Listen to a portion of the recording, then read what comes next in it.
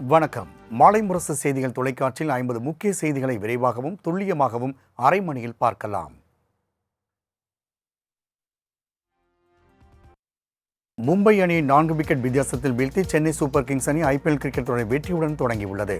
சென்னை சேப்பாக்கம் மைதானம் நடைபெற்ற போட்டியில் Chennai super Kings Mumbai Indians அணிகள் மோதின. முதலில் ஆடிய மும்பை அணி 20 ஓவர் முடிவில் 9 விக்கெட் இழப்பிற்கு 155 ரன்கள் எடுத்தது.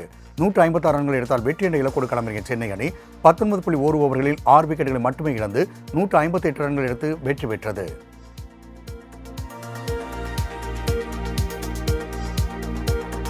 IPL தொடரில் சென்னை அணி வெற்றியை ரசிகர்கள் கொண்டாடி தீர்த்தனர். சென்னை சேப்பாக்கம் மைதானத்தில் நடைபெற்ற போட்டியில் மும்பை அணி 4 விக்கெட் வித்தியாசத்தில் வீழ்த்தி சென்னை அணி அபார வெற்றி பெற்றது. இதனால் மைதானத்தை விட்டு சாராக வெளியேறிய CSK வீரர்கள் CSK என்றும் தோனி என்றும் உற்சாக முழக்கமிட்டனர். இந்த முறை சென்னை அணி கோப்பையை வெல்லும் என்றும் தோனியின் ஆட்டத்தை காண வேண்டும் என காத்திருந்ததாகவும் அந்த ஆசை நிறைவேறியதால் இரட்டிப்பு மகிழ்ச்சி என்று ரசிகர்கள் தெரிவித்தனர்.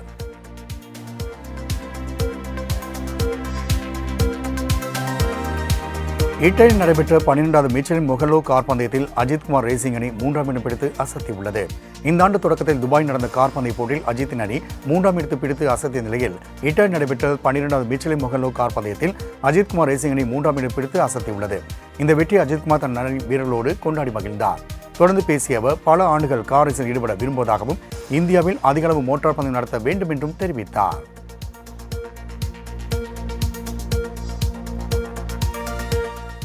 நீர்வளத்துறை மற்றும் இயற்கை வளங்கள் மீதான மானிய கோரிக்கை விவாதம் சட்டப்பேரவையில் தொடங்கி நடைபெற உள்ளது. 2025-26ஆம் ஆண்டு நிதிநிலை மற்றும் வேளாண் நிதிநிலை அறிக்கை தாக்கல் செய்யப்பட்டு அதன் மீதான விவாதம் நிறைவடைந்துள்ளது. இந்நிலையில் மானிய கோரிக்கை மீதான விவாதம் மற்றும் வாக்கெடுப்பு இன்று முதல் நடத்தப்பட உள்ளது. அந்த வகையில் இன்று நடைபெறவுள்ள நீர்வளத்துறை மற்றும் இயற்கை வளங்கள் மீதான மானிய கோரிக்கை விவாதத்தில் அமைச்சர் துரைமுருகன் புதிய அறிவிப்புகளை வெளியிடுவார் என்று எதிர்பார்க்கப்படுகிறது.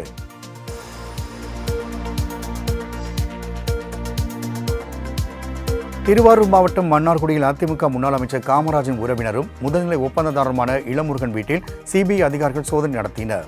இளமுருகன் கைது செய்யப்பட்ட நிலையில் மாலை 6 மணி அளவில் தொடங்கிய இந்த சோதனை இரவு 10 மணி வரை நீடித்தது. புதுச்சேரி தலைமை நிலைய பொறியாளர் தீனதயாளன், காரைக்கால் மாவட்ட பொதுப்பணித்துறை அதிகாரிகள் தனியார் கட்டுமான நிறுவனத்திடம் லஞ்சம் கேட்ட புகாரில் CBI லஞ்ச ஒழிப்பு காவல்துறையினர் விசாரணை நடத்தி வரும் நிலையில் இளமுருகன் வீட்டில் அதிகாரிகள் சோதனையில் ஈடுபட்டது குறிப்பிடத்தக்கது.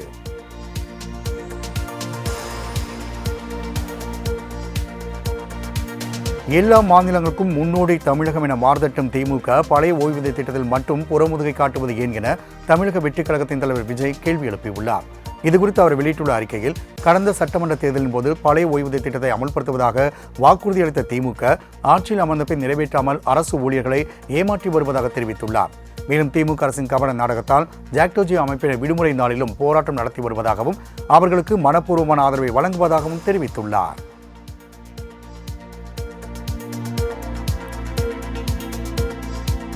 தமிழகத்தில் பாஜக ஆட்சிக்கு வந்தால் தனியார் பள்ளிகளுக்கு அனுமதி கொடுக்கப்பட மாட்டாது என அண்ணாமலை தெரிவித்துள்ளார்.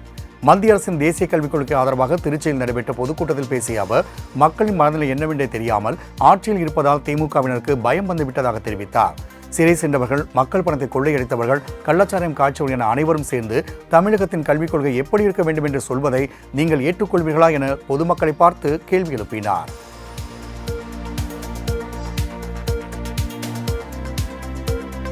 மீண்டும் தமிழகத்தில் மொழிப்போர் போராட்டம் நடத்த மோடி அரசு தூண்டுவதாக அமைச்சர் நாசர் தெரிவித்துள்ளார்.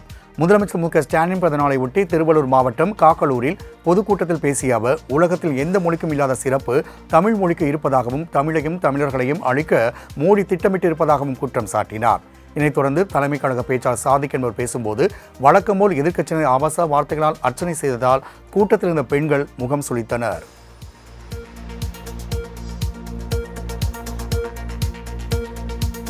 மனித குலத்திற்கு விரோதம் செய்யும் பாஜகவை எந்த விதத்திலும் ஏற்றுக்கொள்ள மாட்டோம் என தமிழக வாழ்வுரிமை கட்சியின் தலைவர் வேல்முருகன் தெரிவித்துள்ளார். விருதுநகர் செய்தியாளர் சந்தித்த அவர், சிவகாசி வெடி விபத்துகளை தடுக்கும் வகையில் அரசு முன்னெச்சரிக்கை நடவடிக்கை மேற்கொள்ள வேண்டும் என்றார். தமிழகத்திற்கான நிதியை மத்திய அரசு உடனடியாக விடுவிக்க வேண்டும் என வலியுறுத்திய வேல்முருகன், தொகுதி மறுவரையறைக்கு எதிராக பிற மாநிலங்களை ஒன்றிணைத்த தமிழ்நாடு அரசை பாராட்டுவதாகவும் தெரிவித்துள்ளார்.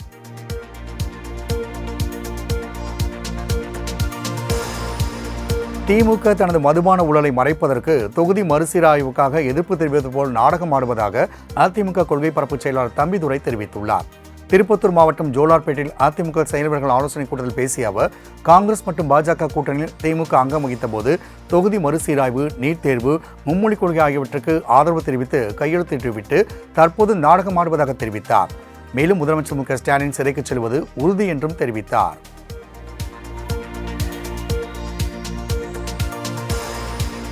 தொகுதி மறுசீரமைப்பால் தமிழகத்தின் தொகுதிகளின் எண்ணிக்கை உயரும் என அமமுக பொதுச் செயலாளர் டிடிவி தினகரன் தெரிவித்துள்ளார். சென்னை ராமாபுரத்தில் நீர்மோர் பந்தல் திறக்கும் நிகழ்ச்சியில் கலந்து கொண்டு பொதுமக்களுக்கு நலத்திட்ட உதவிகளை வழங்கினார். தொடர்ந்து செய்தியாளர்களை சந்தித்து பேசிய அவர், தொகுதி மறுவரையறை குறித்து மத்திய அரசு எவ்வித அறிவிப்பும் வெளியிடாத நிலையில் முதலமைச்சர் மு க ஸ்டாலின் கண்துடைப்பு நாடகம் நடத்துவதாக குற்றம் சாட்டினார். மேலும் வடமாநிலத்தில் எந்த விகிதாச்சாரத்தில் தொகுதி எண்ணிக்கை உயர்கிறதோ அதேபோல்தான் தமிழகத்திலும் எண்ணிக்கை உயரும் என தெரிவித்தார்.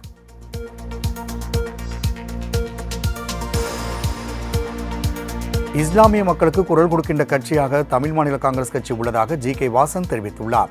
தமிழ் மாநில காங்கிரஸ் கட்சி சார்பில் சென்னை எழும்பூரில் இப்தார் நோன்பு திறக்கும் நிகழ்ச்சி நடைபெற்றது. இதில் பங்கேற்ற பின்னர் செய்தியாளர்கள் சந்தித்த ஜி.கே. வாசன், சிறுபான்மை மக்களின் எண்ணங்களை பிரதிபலிக்கும் வகையில் சிறுபான்மையின மக்களோடு தமிழ் மாநில காங்கிரஸ் கட்சி எப்போதும் துணை நிற்கும் என்று தெரிவித்தார்.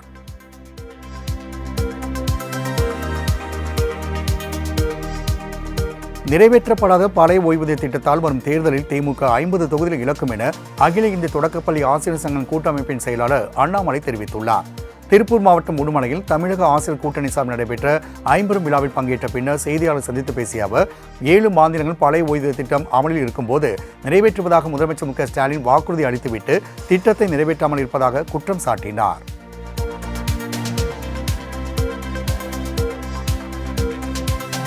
அண்ணாமலைக்கு மாநிலத்தின் மீது அக்கறை இல்லை, கட்சி வேலைகளை மட்டுமே பார்க்கிறார் என கர்நாடக துணை முதலமைச்சர் டி.கே. சிவக்குமார் சாடியுள்ளார். சென்னை விமான நிலையத்தில் செய்தியாளர் சந்தித்த அவரிடம் எந்த திட்டமும் இல்லாமல் கூட்டம் நடந்ததாக அண்ணாமலை கூறியது குறித்து கேள்வி எழுப்பப்பட்டது. அதற்கு இங்கு அண்ணாமலை என்ன சொன்னது முக்கியமல்ல, பிரதமரும் உள்துறை அமைச்சரும் இந்த நாட்டுக்கு என்ன சொன்னார்கள் என்பதுதான் முக்கியம். அண்ணாமலைக்கு மாநிலத்தின் மீது அக்கறை இல்லை, அவர் கட்சிக்கு மட்டுமே உண்மையாக இருக்கின்றார் என்றும் தொகுதி மறுசீரமைப்பு விவகாரத்தில் ஒருங்கிணைந்த குரலை வலுவாக்குவதாகவும் தெரிவித்தார்.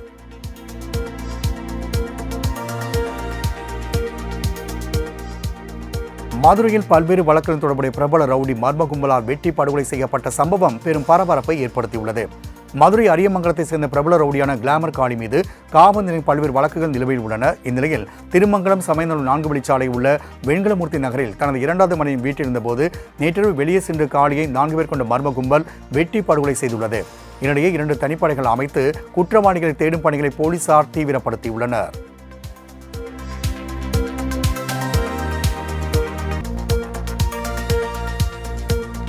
நெல்லையில் ஓய்வு பெற்ற சப் இன்ஸ்பெக்டர் ஜாகிர் ஹுசேன் கொலை வழக்கினில் தலைமறைவாக உள்ள பெண்ணின் உறவினர் போலீசார் தீவிர விசாரணை நடத்தி வருகின்றனர். இவ்வழக்கில் கிருஷ்ணமூர்த்தி, கார்த்திக், அக்பர் ஷா மற்றும் 16 வயது சிறுவன் ஆகியோர் கைது செய்யப்பட்டுள்ளனர். இந்நிலையில் தலைமறைவாக உள்ள கிருஷ்ணமூர்த்தியின் மனைவி நூர்திஷாவை தேடி வரும் போலீசார் பீர் முகமது என்பவரை கைது செய்து விசாரணை மேற்கொண்டு வருகின்றனர். இதனிடையே ஜாகிர் ஹுசேன் மகன் தனது உயிருக்கு ஆபத்து இருப்பதாக கூறிய வீடியோ வெளியானதால் அவரது வீட்டுக்கு துப்பாக்கி ஏந்திய போலீசார் 24 மணி நேரம் பாதுகாப்பு பணியில் ஈடுபட்டுள்ளனர்.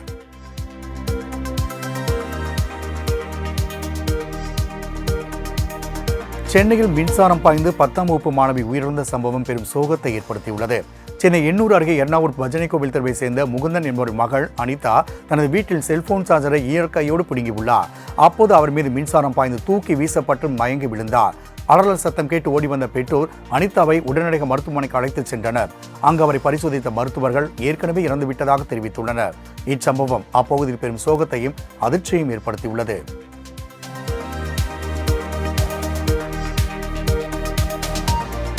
திருமண பந்தம் கைகூடுவதற்கு உறுதுணையாக இருக்கும் வரன் தேடும் இணையதளங்கள் மூலமாக ஆன்லைன் மோசடி கும்பல் ஊடுருவியுள்ளது. திருமண இணையதளங்கள் புகைப்படம், வேலை, சம்பளம் போன்ற சுய விவரங்களை தவறாக பதிவிட்டு போலி கணக்கை உருவாக்கி ஆன்லைன் முதலீடு செய்தால் கூடுதல் லாபம் கிடைக்கும் என்று மோசடி கும்பலை சேர்ந்தவர்கள் ஆசை வார்த்தை நம்பி முதலீடு செய்வதன் பணம் அபேஸ் செய்யப்படுகிறது. இது தொடர்பாக தமிழகம் முழுவதும் 379 புகார்கள் பதிவாகியுள்ளது குறிப்பிடத்தக்கது.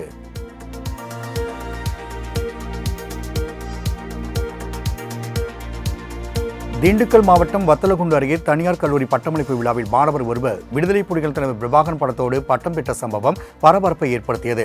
கே. சிங்காரக்கோட்டை தனியார் கல்லூரி நடைபெற்ற விழாவினில் பெரும்பாறை மலை கிராமத்தை சேர்ந்த ஈஸ்வரபாணி என்ற மாணவர் விடுதலை புலிகளின் தலைவர் பிரபாகரன் படத்தோடு பட்டத்தை பெற்றார். யாரும் எதிர்பார்க்காத இந்த சமயத்தில் நிகழ்ந்த இச்செயல் மாணவர்கள் மத்தியில் பரபரப்பை ஏற்படுத்தியது.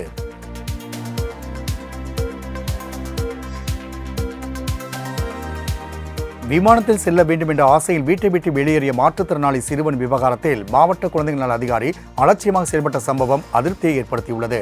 திருச்சியில் விமானத்தில் செல்ல வேண்டும் என்ற ஆசையில் காது கேளாத வாய் பேச முடியாத சிறுவன் இரவு வீட்டை விட்டு வெளியேறி விமான நிலையத்திற்கு சென்றுள்ளார்.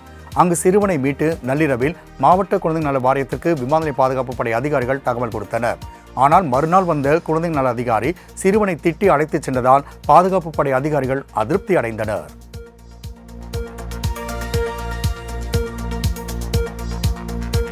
காஞ்சிபுரம் மாவட்டம் உத்திரமேரூர் அருகே அம்பேத்கர் சிலை அகற்ற எதிர்ப்பு தெரிவித்து பொதுமக்கள் போராட்டத்தில் ஈடுபட்டனர்.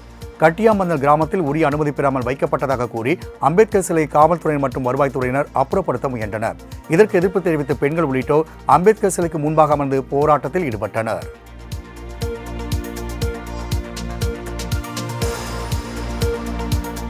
காஞ்சிபுரத்தில் ஸ்கிராப் எனப்படும் இரும்பு கழிவுகளை அகற்றும் ஒப்பந்தத்தை கேட்டு மிரட்டிய ஊராட்சி மன்ற தலைவியின் அண்ணனை போலீசார் கைது செய்தனர். ஒரகடம் அருகே கார்த்திக் பாண்டி என்பவர் பனையூரில் கார்களுக்கு உதிரி பாகம் தயாரிக்கும் தனியார் ஆலையில் விற்பனையாளராக பணியாற்றி வருகிறார்.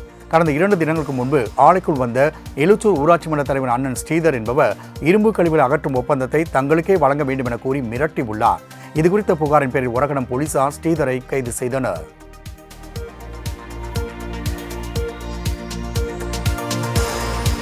திருப்பூர் அருகே குடியிருப்பு பகுதியில் சிலிண்டர் வெடித்து விபத்திற்குள்ளான சம்பவம் பரபரப்பை ஏற்படுத்தியுள்ளது.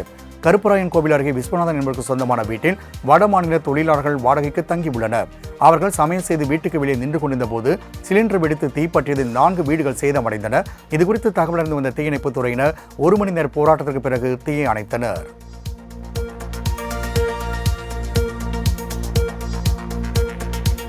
நாகையில் அரசால் தடை செய்யப்பட்ட பல லட்சம் ரூபாய் மதிப்பிலான கடல் அட்டைகளை போலீசார் பறிமுதல் செய்தனர்.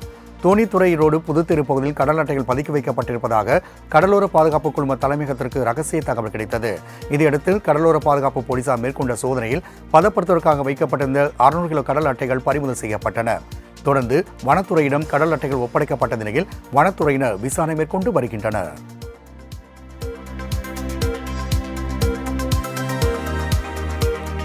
வணிகர்களின் கோரிக்கைகளை பூர்த்தி செய்யும் அரசியல் கட்சிக்கு 1 கோடி வாக்குகள் அளிக்கப்படும் என தமிழ்நாடு வணிகர் சங்க பேரமைப்பின் மாநில தலைவர் விக்ரமராஜா தெரிவித்துள்ளார். நாமக்கலில் நடைபெற்ற பொதுக்குழு கூட்டத்தில் பங்கேற்ற பின்னர் செய்தியாளர்களை சந்தித்து பேசிய அவர், மே 5ஆம் தேதி நடைபெறவுள்ள மாநில மாநாட்டில் வணிகர்களை பாதுகாக்கும் வகையில் சிறப்பு சட்டம் இயற்றக்கோரி பிரகடன தீர்மானம் அறிவிக்க உள்ளதாக தெரிவித்தார். வணிகர்களை பாதிக்கும் டிமார்ட் நிறுவனங்களை தடுத்து நிறுத்துவோம் என்றும் அவர் கூறினார்.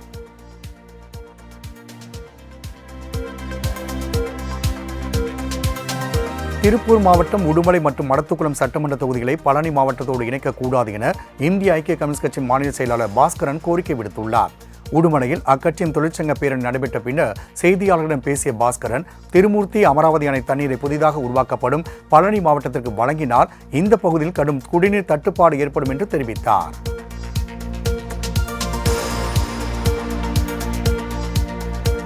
மதுரை அலங்காநல்லூர் அருகே நடைபெற்ற ஜல்லிக்கட்டு போட்டியில் போதுமான அடிப்படை வசதி இல்லாததால் கால்நடை மருத்துவர்கள் உட்பட பலரும் அவதிக்குள்ளாகினர்.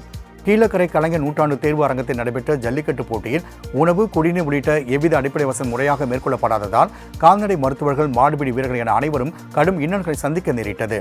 இடையே உணவு வழங்கப்படாததால் கால்நடை மருத்துவர்கள் பரிசோதனையை நிறுத்தியதால் ஜல்லிக்கட்டு சிறிது நேரம் தடைபட்டது.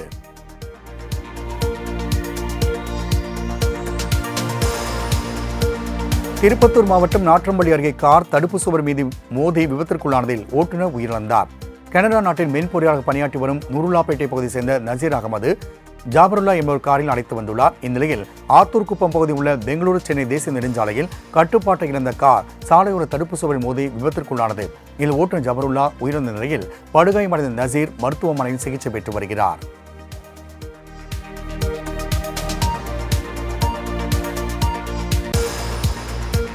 கரூர் அருகே ஆசிரியர் ஒருவர் சுனிதா வில்லியம்ஸின் உருவப்படத்தை வரைந்து அசத்தியுள்ளார். சர்வதேச விண்வெளி வீராங்கனை சுனிதா வில்லியம்ஸ் கடந்த 286 நாட்களாக விண்வெளி நிலையத்தில் தங்கியிருந்து சாதனை படைத்துள்ளார். இந்நிலையில் சுனிதா வில்லியம்ஸை பாராட்டும் விதமாகவும் வாழ்த்து தெரிவிக்கும் வகையிலும் அவரது உருவப்படத்தை ஈசநத்தம் ஊராட்சி ஒன்றிய நடுநிலைப்பள்ளி ஆசிரியை சம்சாத் பானு என்பவர் தனது கையில் வரைந்து அசத்தியுள்ளார்.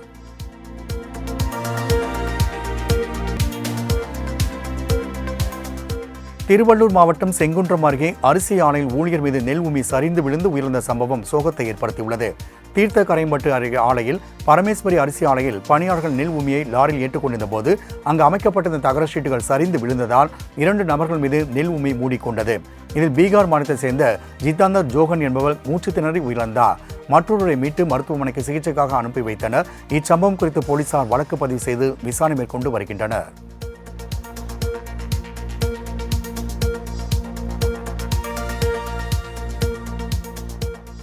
உடுமலைப்பேட்டை ரயில் நிலையத்தில் சிசிடிவி கேமராக்கள் இல்லாததால் குற்றங்கள் அதிகரித்துள்ளதாக புகார் எழுந்துள்ளது.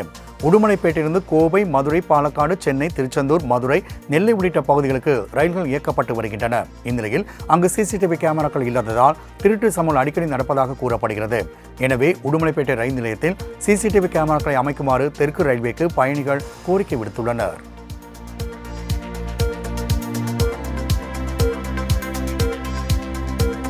மதுரை உசிலம்பட்டி அருகே கழிப்பறை வசதி இல்லாததால் பட்டியலின மக்கள் கடும் சிரமத்திற்கு உள்ளாகி உள்ளனர்.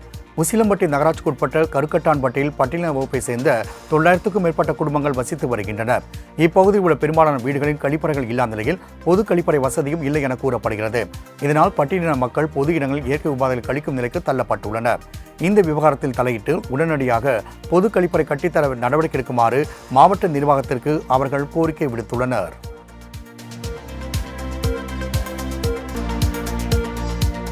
திருவாரூர் மாவட்டம் வலங்கைமான் பாடைகட்டி மகா மாரியம்மன் கோவில் தாரை தப்பட்டை முழங்க காவடி திருவிழா வெகு விமர்சையாக நடைபெற்றது. இந்த கோவில் உடல்நலம் குன்றியவர்கள் பூரண நலம் பெற வேண்டி பாடை காவடி எடுப்பது வழக்கம். அதன்படி தாரை தப்பட்டை முழங்க இறுதி ஊர்வலம் போல் பாடை கட்டி எடுத்து வந்து கோவிலை 3 முறை வலம் வந்து பக்தர்கள் நேர்த்திக்கடன் செலுத்தினர். இத்திருவிழாவில் தமிழகம் மட்டுமின்றி பல்வேறு மாநிலங்களை சேர்ந்த பக்தர்கள் பங்கேற்று சாமி தரிசனம் செய்தனர்.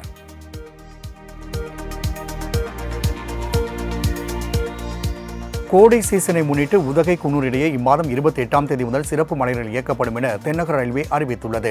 மலைகளின் அரசியான உதகையில் கோடை சீசன் துவங்க உள்ள நிலையில் சுற்றுலா பயணி வருகை மற்றும் மலை ரயில் பயணிப்போர் எண்ணிக்கை அதிகரிக்கும் என எதிர்பார்க்கப்படுகிறது. இதனால் சிறப்பு மலை ரயில் இயக்கத்திற்கான அறிவிப்பை தென்னக ரயில்வே வெளியிட்டுள்ளது. அதன்படி குன்னூர் முதல் உதகை வரையிலும் இம்மாதம் 28ஆம் தேதி முதல் ஜூலை 7ஆம் தேதி வரை வெள்ளி, சனி, ஞாயிறு மற்றும் திங்கட்கிழமைகளில் சிறப்பு ரயில் இயக்கப்படும் என்று தெரிவிக்கப்பட்டுள்ளது.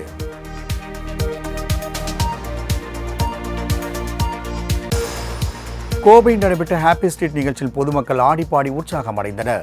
மார்ச் 20ஆம் தேதி உலக மகிழ்ச்சி தினம் கொண்டாடப்பட்டது. இதனை முன்னிட்டு கோவை ரேஸ்கோர்ஸ் பகுதியில் ஹாப்பி ஸ்ட்ரீட் நிகழ்ச்சி நடைபெற்றது. இதில் உடற்பயிற்சிகள், யோகா, முதலுதவி சிகிச்சை அளித்தல் போன்ற பயிற்சிகள் பொதுமக்களுக்கு வழங்கப்பட்டன. இந்நிகழ்வில் பம்பரம், ஸ்கிப்பிங், டயர் ஓட்டுதல், காகித ராக்கெட், பரமபதம் உள்ளிட்ட பல்வேறு விளையாட்டுகளும், ஃபேஸ் பெயிண்டிங், 360 கேமரா ஆகியவையும் இடம்பெற்றிருந்தன. இதில் ஏராளமான பொதுமக்கள் பங்கேற்று ஆர்டர் பாடல் நிகழ்ச்சியோடு கோலாகலமாக கொண்டாடினர்.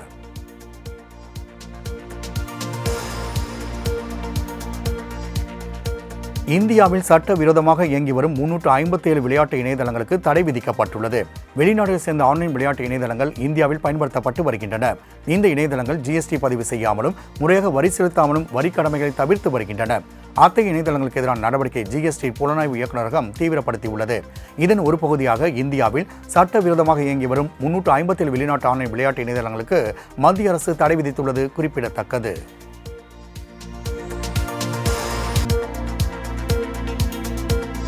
நடிகர் சுசாந்த் சிங்கின் மரணம் கொலை என்பதற்கான எந்த ஆதாரமும் இல்லை என CBI தெரிவித்துள்ளது. கடந்த 2020ஆம் ஆண்டு வீட்டில் தூக்கில் தொங்கிய நிலையில் சுசாந்த் சிங் சடலமாக மீட்கப்பட்டார்.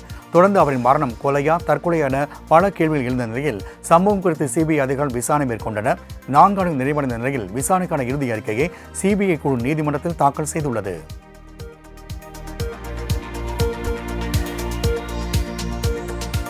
உடல்நலக் குறைவு காரணமாக மருத்துவமனை அனுமதிக்கப்பட்டிருந்த போப் பிரான்சிஸ் டிஸ்சார்ஜ் செய்யப்பட்டுள்ளார்.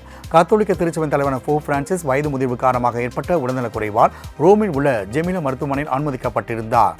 இந்நிலையில் தொடர்ந்து அளிக்கப்பட்டு வந்த தீவிர சிகிச்சை காரணமாக உடல்நலம் தேறிய போப் பிரான்சிஸ் டிஸ்சார்ஜ் செய்யப்பட்டுள்ளார். மேலும் அவர் குறைந்தது 2 மாதங்களுக்கு கட்டாய ஓய்வெடுக்க வேண்டும் என்று மருத்துவமனை நிர்வாகம் தெரிவித்துள்ளது.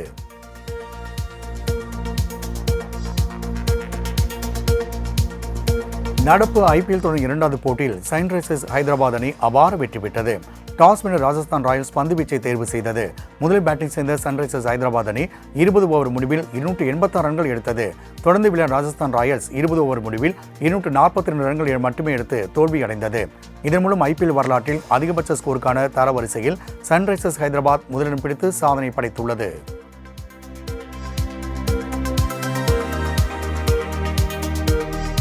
IPL போட்டியில் குறைவான பந்தில் 1000 ரன்களை கடந்த இரண்டாவது வீரராக சன்ரைசர்ஸ் ஹைதராபாத் அணியை சேர்ந்த கிளாசன் சாதனை படைத்துள்ளார். IPL போட்டியில் குறைவான பந்தில் 1000 ரன்களை கடந்த சாதனையில் முதலிடத்தில் கொல்கத்தா நைட் ரைடர்ஸின் ஆண்ட்ரே ரசல்ஸ் இருந்துள்ளார். இந்நிலையில் இரண்டாவது இடத்திலிருந்த வீரேந்தர் சேவாக்கை பின்னுக்கு தள்ளி கிளாசன் முன்னேறியுள்ளார்.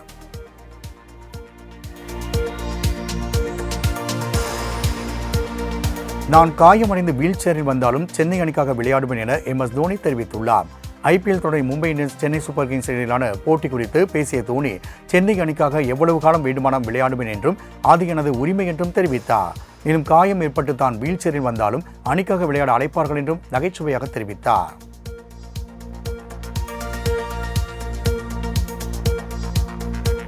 விமானி இல்லாததால் ஏர் இந்தியா விமானத்தில் மணிக்கணக்காக காக்க வைக்கப்பட்டதாக ஆஸ்திரேலிய அணியின் முன்னாள் கிரிக்கெட் வீரர் டேவிட் வார்னர் தெரிவித்துள்ளார்.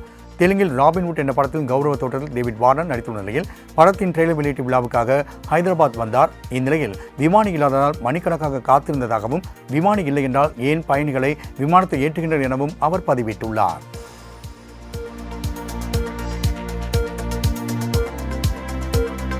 பிரபல ட்விட்டர் நிறுவனத்தின் நீல நிற பறவை லோகோ ரூபாய் 30 லட்சத்துக்கு ஏலத்தில் விற்கப்பட்டது. எலான் மஸ்க் ட்விட்டரை X என மாற்றம் செய்ததை அடுத்து ட்விட்டரின் நீல நிற பறவை லோகோ பிரான்சிஸ்கோ தலைமையகத்திலிருந்து அகற்றப்பட்டது. இந்நிலையில் 12 அடி நீளமும் 9 அடி அகலமும் 254 கிலோ எடை கொண்ட நீல நிற பறவை லோகோவை RR ஏல நிறுவனம் ஏலமிட்ட நிலையில் லோகோ ரூபாய் 30 லட்சத்திற்கு ஏலம் போனது.